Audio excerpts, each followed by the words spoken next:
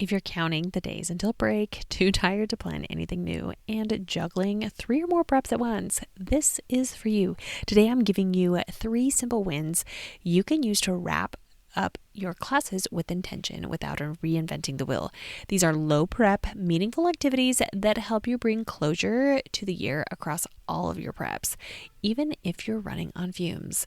We'll cover a student-led reflection that takes 10 minutes and 0 prep, a creative way to bring closure with every class, no matter the subject, and how to use AI to generate your final lesson ideas so you can stop Googling and start resting. Welcome to the Secondary Teacher Podcast, the podcast for middle and high school teachers juggling multiple preps to get the strategies to reduce overwhelm so that you don't have to choose between being an effective teacher and prioritizing important relationships.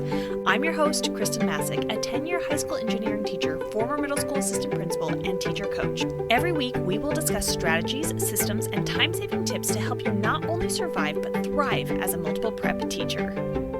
Look, I've been there. There are so many times that even before I made it to May, I was burnt out and didn't even know what to do because I was so tired. I didn't want to watch movies, but I felt like that was the only thing that I had the mental energy to have that capacity to even do at the end of the school year. And so it felt like I was running on empty.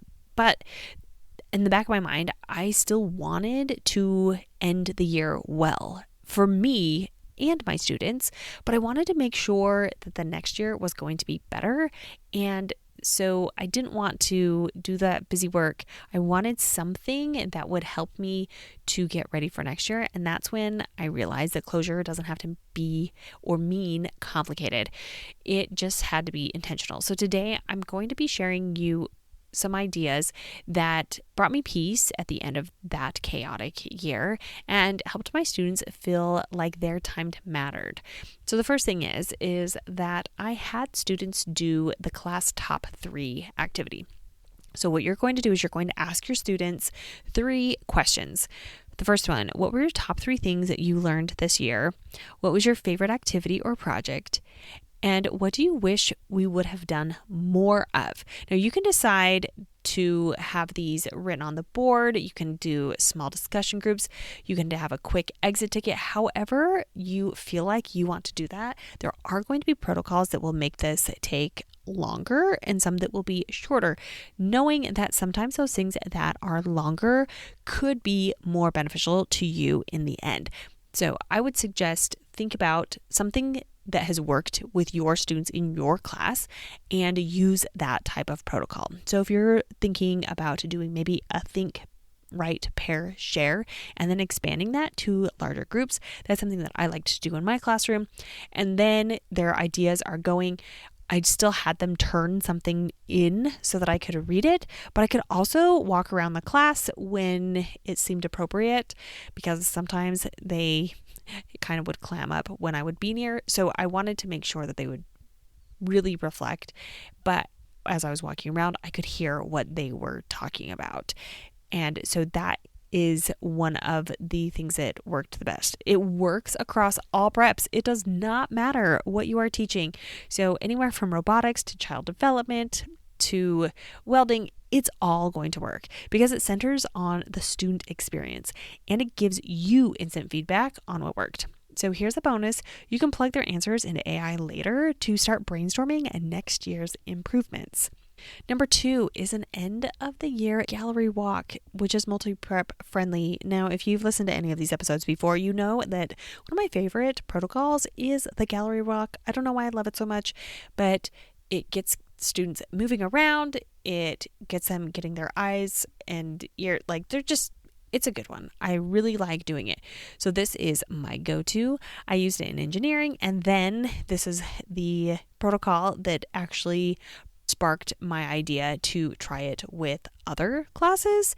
And so then I would repurpose it and use it in every single class. So here's how it works. You have students create a single artifact, so a poster or something else. I usually liked to do posters. I liked them on the walls, but if you're in a computer lab setting or if they have Chromebooks or any sort of laptops, you could have them do a digital slide as well. Anything that fits into your course. And then they do a simple walk. I like to think of it, it's like a gallery walk, like you're in an art gallery and you're going from piece to piece and you're giving them you could give them a specific amount of time to spend at each location, or you could just have them rotate around. Giving them a timer does help them reflect a little bit better, helps them stay longer, but having them do that, those parameters really help with this as well. So what they're going to be doing is you have them leave feedback or write takeaways. So you can use any sticky notes and give every student a pack of sticky notes, and then they can slap it on that poster, that computer, or near it. And so then they can give their feedback, and then others can also see it and give additional feedback. So what I love about this is that it does not matter what you're teaching. Any subject can use some sort of gallery walk. It also doesn't require new content.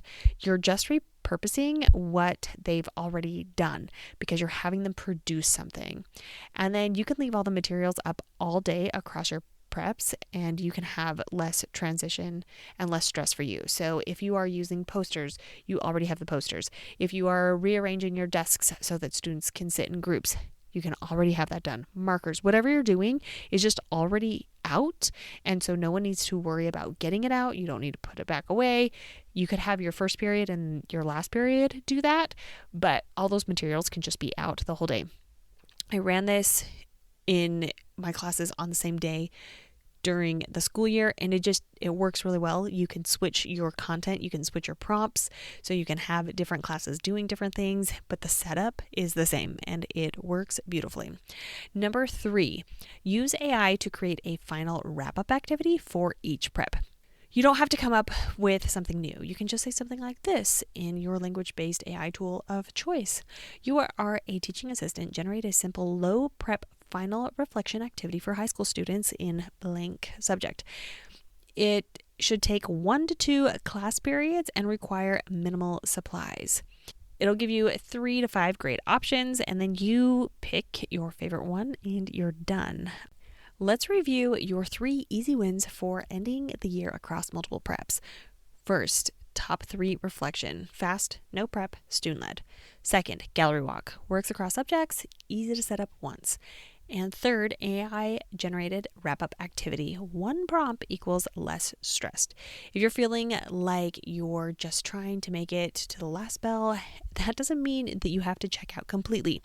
You can still bring meaningful closure without working overtime. And if you want help using AI to reduce your mental load, not just this month, but next year too, check out my free mini PD, Make AI Your Training Assistant. It walks you through how to use AI to simplify things like lesson planning, warm-ups, and classroom routines.